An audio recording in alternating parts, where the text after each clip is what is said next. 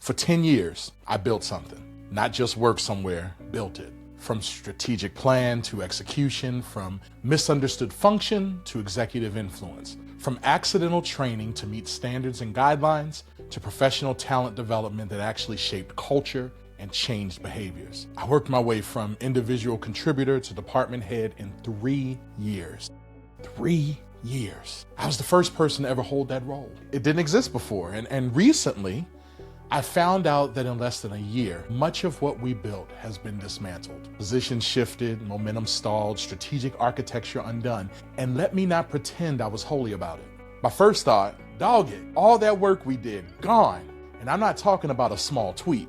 I'm talking about years of intentional design, years of culture shift, years of pushing the boulder uphill, gone. Then came the anger, then came the hurt, and then came the question that I didn't want to answer. If what I built disappears, was that my legacy? And if it disappears, do I disappear with it? Because some of you are sitting with something similar right now. You built the business, you built the ministry, you built the department, built the relationship, and now it's shifting. And you're asking, was that my legacy? Or was that just my labor? Now, if you've ever built something only to watch it fade, this episode is for you. Let me tell you what that season really represented. It represented stability, but not just for me, for my family. See, there was a time in my life where eviction wasn't theoretical. Car repossession wasn't abstract. Bills weren't just numbers, they were stress. And I take provision seriously, very seriously. When I married Shavela, I made a promise not just to her, but to her father, Deacon Williams. I told that man that I was going to take care of his daughter. And that wasn't symbolic. That wasn't that cute, can I have your daughter's hand in marriage talk. That was covenant. So when that first six-figure paycheck hit, it wasn't ego, it was relief. I remember staring at my bank account, not celebrating, just staring. Because I had dreamed about that number, but I didn't know if I would ever see it. And now every other Wednesday, I knew what my account would say. And you know what that does for a man who once wasn't sure? That kind of predictability changes you, especially when you've had instability close enough to taste. That role wasn't just a title, it was proof. Proof that I could provide, proof that I could operate at that level, proof that I belonged in rooms that historically weren't built for people who look like me. And when you build your way out of instability, you don't just appreciate stability, you protect it, you guard it, you attach to it.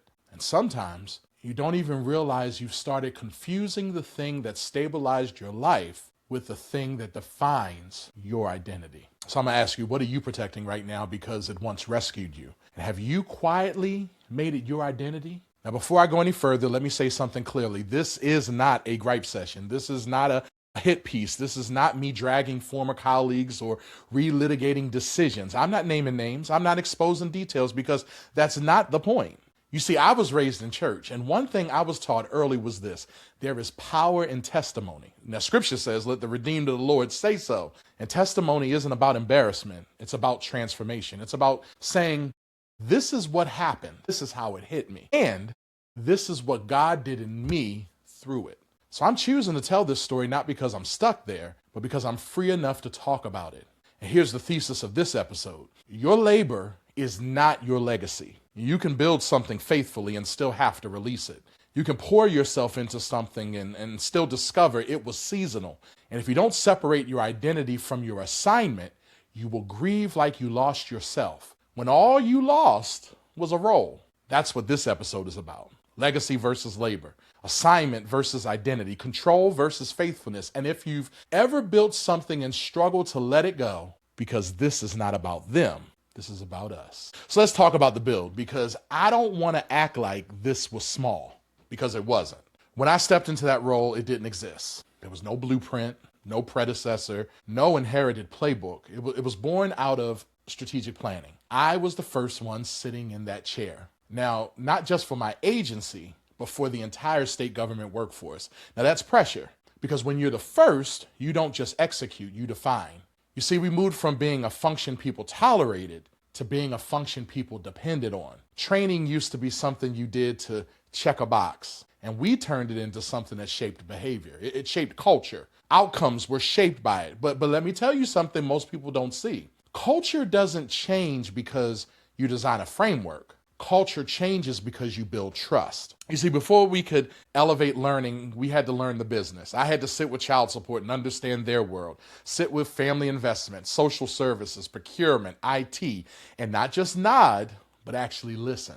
I had to learn their pressure points. I had to understand their language because you cannot design development for a system you don't respect. And every department had its own quirks, its own vocabulary, its own, don't say it like that. I remember getting into a debate with one executive director. We were talking about expectations for training outcomes, and she kept saying, we need to make sure we're focusing on transfer of learning. Now, if you're in L&D, you know what that means. But in that moment, I just wanted clarity. So I said, okay, so practical application. Now, you would have thought I told her she was growing a second head out of her neck. The look, the pause, the shock, the immediate correction, no transfer of learning. And I remember thinking, okay, same concept, different language. But here's what I realized in that moment. Influence isn't about winning terminology battles. It's about alignment. So whenever I worked with her administration, transfer of learning it was. And don't even get me started on cross-cutting networks, because apparently you can't just say advisory council. It has to be cross-cutting networks. But here's the point. If you want influence at that level, you have to learn how people think. You have to respect their frameworks, even when you know you're saying the same thing. That's not compromise, that's strategy. And slowly, as we built those relationships, departments stopped tolerating us. They started requesting us. They started calling before major initiatives. You see, learning wasn't reactive anymore. It was embedded. It was strategic. We were emancipated from HR eventually, meaning we got our own office, and I was considered the appointing authority of our office. And if you're in learning and development, you understand what that symbolizes. You see, that's legitimacy. That's influence. That's a seat at the executive table where learning isn't reactive. It's shaping policy. And I remember the first time I sat in that executive meeting as a department head, not presenting, not assisting, but owning the space. And I thought to myself, man, we did this. We built this. And I was so proud.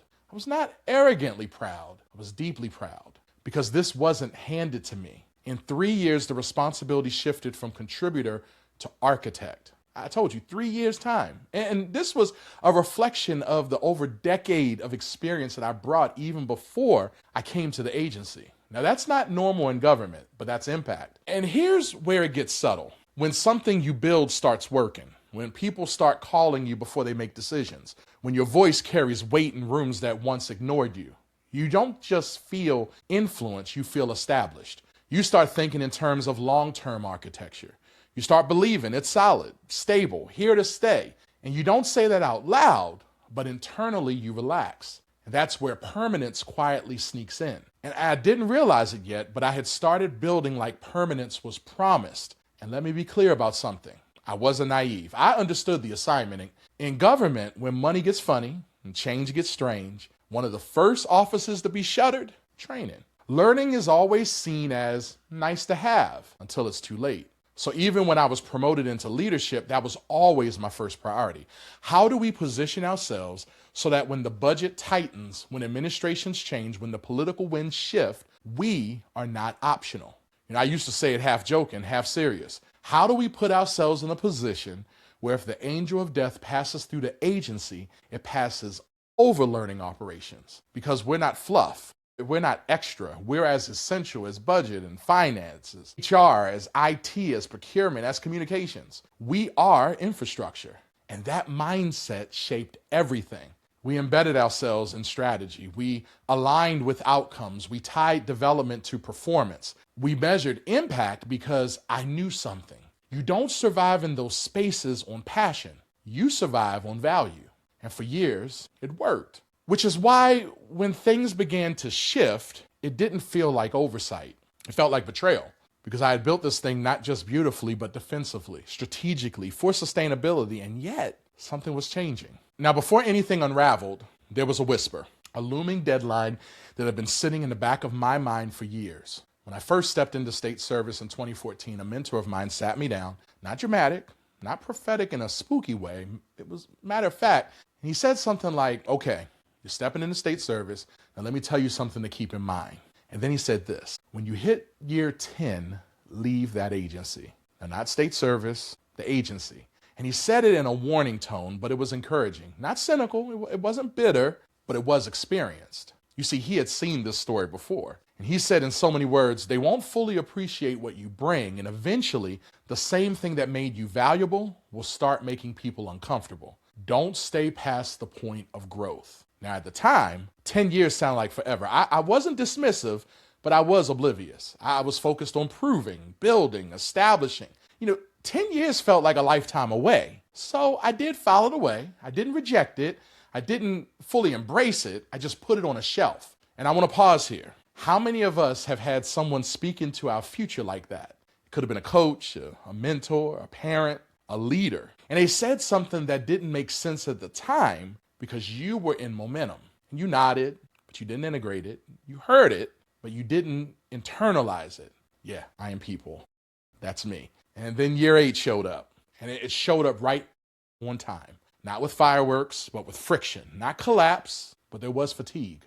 And here's the part that took maturity to admit. The fatigue wasn't just about politics. It wasn't just about new leadership. It wasn't just about external pressure.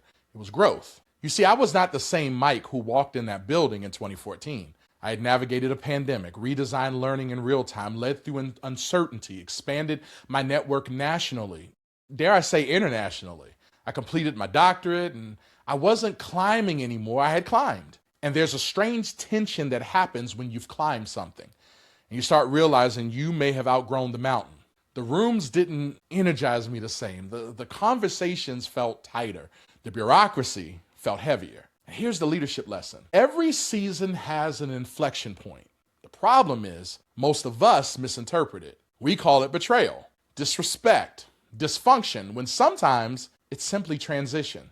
You see, sometimes friction is not an attack, it's a signal that your capacity has outgrown your container. And when that happens, you have 3 options. You can shrink yourself to fit the container, you can blame the container, or you can prepare to move. Year 8 forced that question on me. Was I staying because I was still building, or was I staying because it was safe? Because let's be honest, 6 figures, predictability, executive influence, title, reputation. Yeah, that kind of stability is seductive, especially when you fought instability before. And here's the dangerous part. When something once rescued you, it's hard to release it, even when you've outgrown it.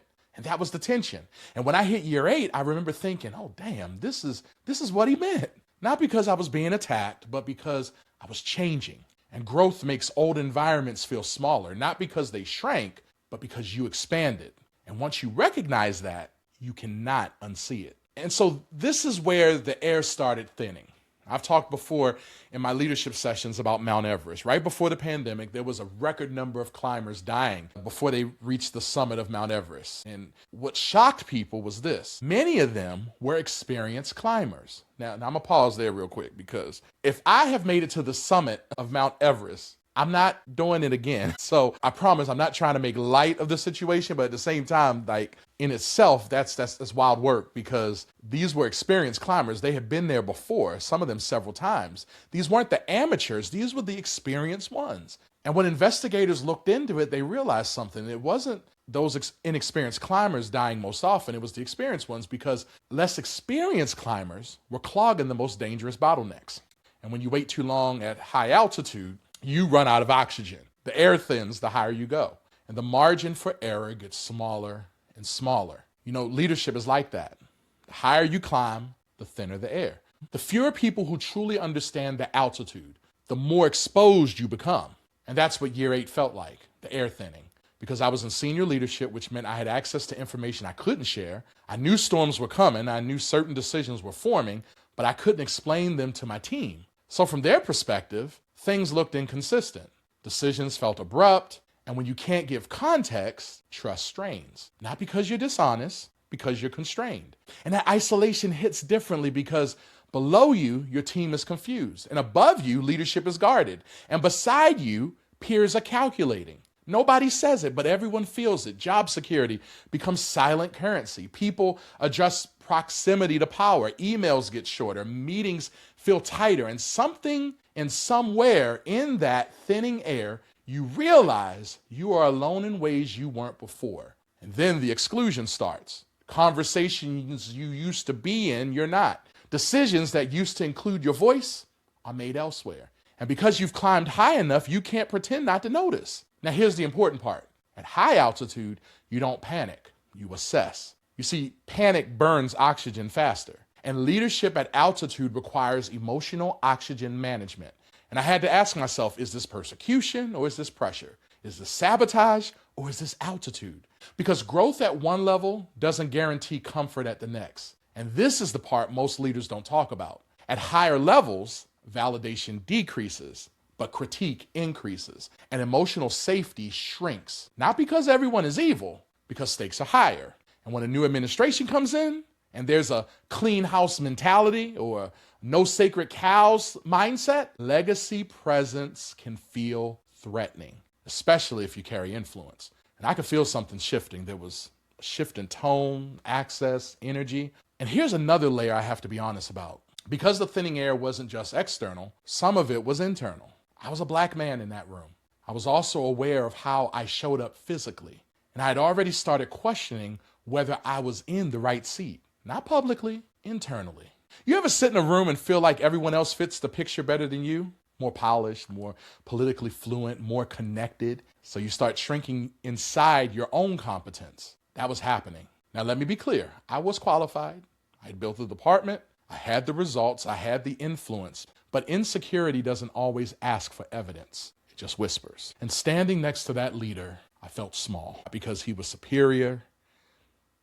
Not because he was more intelligent than me, but because my own internal narrative hadn't fully caught up with my external success. And that's important because when you already feel slightly out of place, every shift hits harder. Every critique feels heavier. Every exclusion feels personal. And there was a moment early in the transition that made the shift undeniable. A public setting, a new administration, a new tone.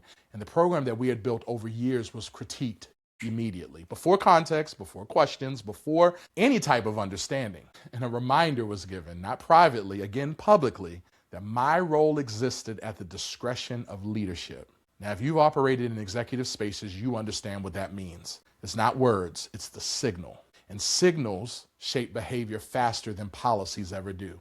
And in that moment, I felt the altitude change, not because critique is wrong. Critique is a part of leadership, but because posture matters. And when posture shifts, the ecosystem shifts. The room adjusted, energy recalibrated. And I realized something quietly. This wasn't about one comment.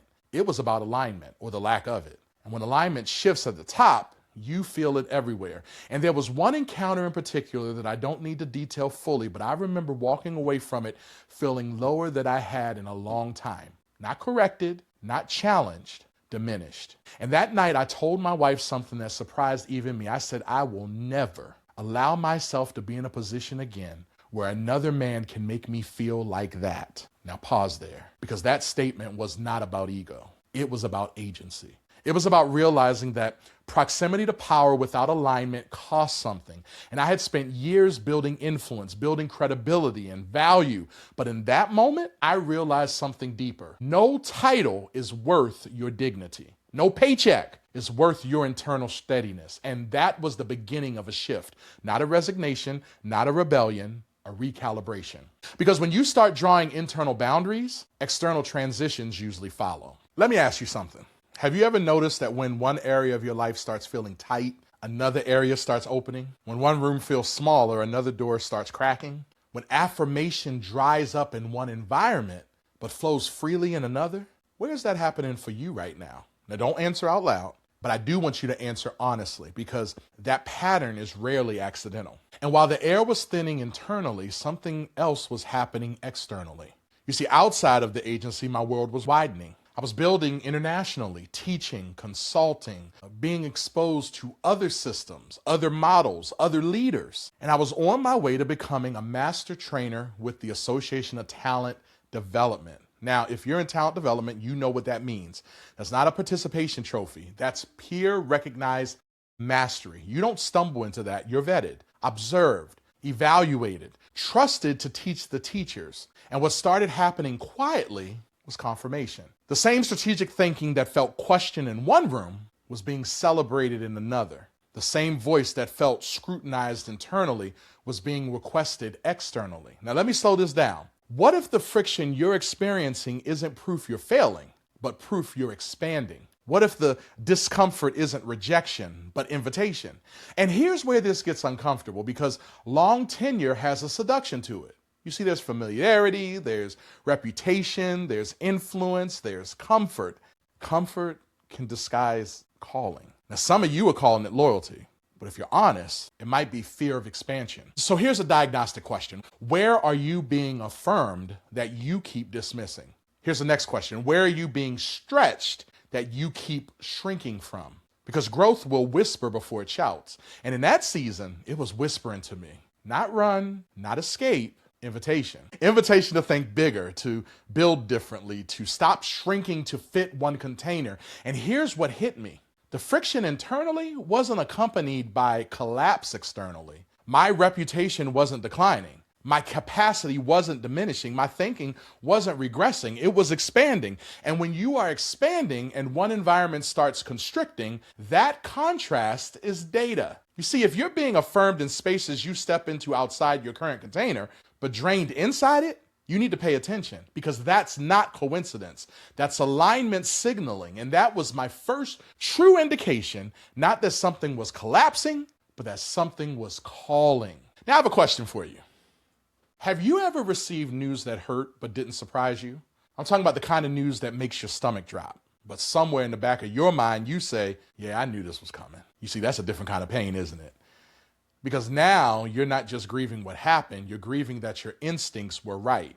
That's what this was. I was in the car when I found out, and the first emotion wasn't logic. It was hurt, deep hurt, not dramatic, not loud, but that kind of quiet internal sting, the kind that makes you stare straight ahead a little longer, the kind that makes you, grip the steering wheel tighter than you realize. Dog it. All that work, all that intentional architecture, years of pushing, years of defending, years of positioning learning as infrastructure, dismantled. And here's what made it heavier. It wasn't just structural change. It felt like erasure. And when something you built starts disappearing, it doesn't just feel operational, it feels personal. So the first wave was betrayal. Not because organizations can't change, they can. Not because leadership can't shift direction, they can. But because alignment had already been thinning. So this felt like confirmation that the thinning wasn't imagined. And then after the hurt settled just enough, a second voice surfaced. Quiet, almost calm. I knew it.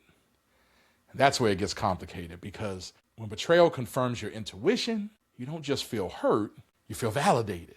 And validation inside pain is dangerous because it tempts you to rehearse the narrative, to see, I was right, to see, they never valued it, to see, I should have left sooner. And so I had to catch myself, because that voice can build self-righteousness quickly. But here's the deeper truth. It wasn't about them validating my suspicion. It was about God validating my growth. There's a difference. Let me say that carefully. It was confirmation that I was wronged. It was also confirmation that I had outgrown the container. Now that's different. And that realization shifted the grief, because now the question wasn't, well, how could they? It became, what is this freeing me for? You see, when something collapses around you, do you immediately interpret it as an attack, or do you ever ask, is this release? Because sometimes what feels like betrayal is actually permission. Permission to stop holding something that has already let go of you. And that was the shift. Hurt, then awareness, not shock, recognition. And recognition hurts differently because it forces you to admit you've been seeing the writing on the wall. You just weren't ready to read it. Now, when something shifts around you, how long do you allow yourself to sit and blame before you look inward? Now, be honest here, because most of us are very good at diagnosing external dysfunction. Leadership changed, culture shifted, politics interfered, alignment broke, blah, blah, blah, blah, blah, blah, blah, blah, blah. All of that may be true, but here's the harder question. What was happening inside of you? Because after the hurt settled, after the I knew it voice quieted, I had to ask myself something uncomfortable. Did I stay past my inflection point? Not because I was mistreated, not because I was incompetent, but because I was attached. Attached to the stability and the identity, to the version of me that role helped build. Remember what I said earlier. When something rescues you, you protect it. And that role rescued a season of my life. It stabilized my family. It restored my confidence. It expanded my influence. It proved I belong in executive rooms. Now that's not small. So when friction started increasing in year 8, could have interpreted it as a signal, but I didn't. Why? Because leaving would have required faith and staying required comfort. And here's where I have to own it. I wasn't just fighting for the department. I was fighting for the identity I had built inside it. That's different because when your assignment becomes your affirmation, you hold it tighter than you should. I'm going to slow this down because there's a difference between stewardship and attachment. You see, stewardship says I'm responsible while I'm here, but attachment says this is who I am. And I had blurred that line, y'all. Not publicly, but internally. I had begun to equate the permanence of the department with the permanence of my significance. And when you do that, any threat to the structure feels like a threat to you. That's not betrayal, that's misalignment. And here's the leadership truth. Sometimes we don't leave because we're called to stay. We stay because we're afraid to reintroduce ourselves outside of what we've mastered. You see, it's easier to dominate a room you built than to enter a room where you're unknown again. And I had to confront that. Was I still there because I was growing or because I was established? Was I building forward or defending backward? That's ownership. Again, ownership is not self-blame. Ownership is self-examination. And once I asked those questions honestly, the narrative changed. You see, it stopped being they dismantled what I built and became I was being invited to build differently. Now that shift matters because when you take ownership, you stop bleeding from the wound and start learning from it. Where might you be staying because it once proved something to you? Where might you be holding on because leaving would force a new level of faith? Because here's the paradox. The very thing that validates you in one season can limit you in the next. And maturity is knowing when to release it without resentment. Kenny Rogers said it best. You got to know when to fold them, know when to hold them, know when to walk away, and know when to run. See, that's legacy thinking. Thank you, Kenny. Legacy is not about what survives in a structure. It's about what survives in people. And when I stepped back far enough, I realized something that set me free. They could dismantle the department. They could restructure the office. They could change the reporting lines, but they couldn't dismantle the leaders we developed. They couldn't undo the culture shifts that took root. They couldn't erase the capacity built in people. Now that's legacy. Labor builds systems. Legacy builds people. And people carry legacy further than structures ever could. You know, I was talking to my work bestie when all this stuff started, coming to the forefront. And she was like, so are you tying your legacy to that office? And I was like, well, yeah. And she said, okay.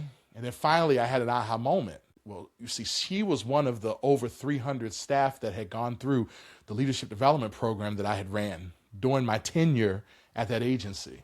And I said, you know what? I'm thinking now about all the different leaders that have come through and the things that they're doing. And she said, there it is. She said, because I was beginning to wonder, are we just chopped liver? And that was a humble reminder of what really matters. You know, when you hear the word legacy, what do you picture? Is it a building? Is it a title? Is it a role? A program with your fingerprints on it?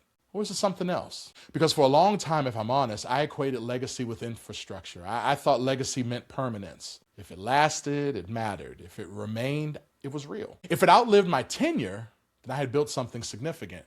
But here's the problem with that definition. Structures are seasonal. Leaderships change. Budgets shift. Priorities evolve. Administrations, they rotate. Infrastructure is vulnerable. People aren't. And this is the shift that freed me. Legacy is not what stays standing. Legacy is what keeps standing after you're gone. And those are not the same thing. A department can be restructured. It gets restructured all the time. But confidence instilled in a leader, now that travels. A reporting line can change, but the mindset shift someone experienced, that multiplies. You see, a program can be renamed, but the standard you set, that echoes. Legacy is not architecture. Legacy is imprint. It's what lives in people long after your name leaves the org chart. And once I saw that, the grief softened. Because I started thinking about the leaders who had grown under that system. The supervisors who now facilitated differently. The managers who now thought strategically about development. The teams who no longer saw learning as a checkbox, but as capacity. You can dismantle a structure, but you can't dismantle transformation. And that realization shifted my posture from they erased what I built to they inherited what I planted. It's totally different. And here's the deeper truth. Sometimes God will allow the structure to shift so you stop confusing your calling with the container. Now let that sit there. Your calling is portable. Your container is not. And if you mistake the container for the calling, you will grieve unnecessarily when the container changes. But when you understand that what you carry is not confined to where you carry it, you become free, free to build again, free to expand again, free to step into new rooms without shrinking. And that's where I landed. Not bitter, not dismissive, not minimizing the hurt though, but clear. My labor was tied to a system. My legacy is tied to people, and people travel, systems don't. So let me leave you with this. If what you built was restructured tomorrow, would your impact disappear? Or would it still be walking around in someone else's confidence? Because if it's the latter, then you didn't just labor, you left legacy. And if you're in a season where something you built is shifting, don't rush to defend the structure. Ask yourself, what did I plant in people? Because that's what lasts. So maybe legacy isn't about what survives structurally. Maybe it's about what survives spiritually. Maybe it's not about what keeps your name on it. Maybe it's about what keeps your imprint on it. And maybe, just maybe, the pain you felt wasn't about losing what you built. It was about realizing you were more than what you built. Because if your identity is bigger than your assignment, then you are never unemployed in purpose. And you may be transitioning in platform, but you are not diminished in calling. And that's where I had to land. Not in anger, not in nostalgia, not in proving, but in surrender. In recognizing that seasons close, containers shift, but capacity remains. And if I'm honest, if I'm really being honest, the dismantling didn't erase me. It clarified me. It forced me to ask, who are you without the title? Who are you without the infrastructure? Who are you when the thing that stabilized you changes? And that question is where the shift lives. Because sometimes your next level is not blocked by opposition, it's blocked by attachment. And the moment you release attachment, you create space for growth, space for expansion, space for a new container that matches your capacity. Now that's the quiet work. That's the internal work. That's the work nobody applauds, but it's the work that changes you. So here's your reflection. What are you holding on to that may already be releasing you? And if you let it go with maturity instead of resentment, what might open? Because sometimes the shift is not dramatic, it's subtle. It's a decision, it's an internal clock or an internal click, not a collapse, a click. A moment where you realize I am not my role, I am not my container, I am not even my last success. I am becoming. That's the shift, the one-click shift. Not from anger to revenge, not from loss to proving, but from attachment to ownership, from structure to legacy, from container to calling. So before you move on from this episode, I want you to do one thing: not restructure your life, not draft a resignation letter, not overhaul your 5-year plan. Just as one thing: name the container. Write down the thing you have quietly equated with your identity: the role, the title, the relationship, the platform, the income level, the organization, the image. Just write it. Now underneath it, write this sentence: I am more than this. That's it. Then I want you to sit with that. Because some of you are grieving a container as if you lost your calling. Those are not the same thing, beloved. Now, once you have it, I want you to run it through 3 checks. The first check is the attachment check. If this disappeared tomorrow, would I feel erased? The second check is the growth check. Have I outgrown this, but I'm staying because it once stabilized me? And then here's the final check, the third check, the legacy check. Is my impact confined to this structure, or does it travel with me? And don't fix anything today, just see clearly, because shift doesn't start with movement. It starts with recognition. Recognition that your identity is portable, your capacity is transferable, and your calling is not confined to one container. Sometimes the one-click moment isn't taking action, it's loosening your grip. Now that's the shift. You can build something beautifully and still have to release it. That does not mean it failed. It means your season ended. And if your identity was tied to permanence, release will feel like death. But if your identity is rooted in calling, release feels like completion. I didn't lose my legacy, I lost control. And losing control forced me to remember who I am without the title. Now, before we wrap up, let me say this. If today's conversation exposed where you've attached your identity to a container, if it made you question what you've been protecting, if it helped you separate your labor from your legacy, that's not disruption, that's clarity. In the coming weeks, I'll be opening up a 30-day ownership shift challenge, not to help you move faster, but to help you detach wisely, to strengthen your internal foundation, to build identity that isn't dependent on title, structure, or approval. If this episode resonated, that challenge is simply a place to practice ownership in real time. The link is in the show notes if you want to learn more or get on the list. No pressure, no alignment. And before you go, one last practical ask. If this episode helped you name something you've been wrestling with, please share it with one person who may be building beautifully but holding too tightly. Now make sure you're also subscribed wherever you listen, Apple Podcasts, Spotify, YouTube.